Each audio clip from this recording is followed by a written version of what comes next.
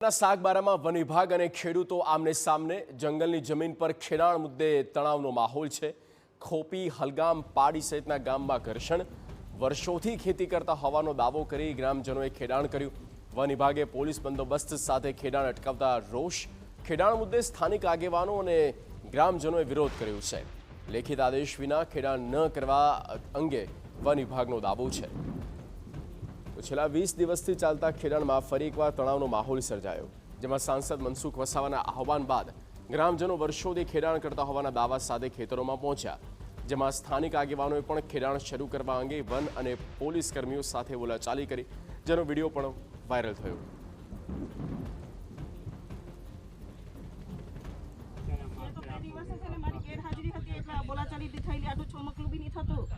મારી ગેરહાજરી આ લોકોને ના પાડેલી તે દિવસે મારી હાજરી હું આવીશ જ્યાં સુધી ખેડી પરવાશે ઓરણી કરીશ તો એને ઉગાડી લઈશ।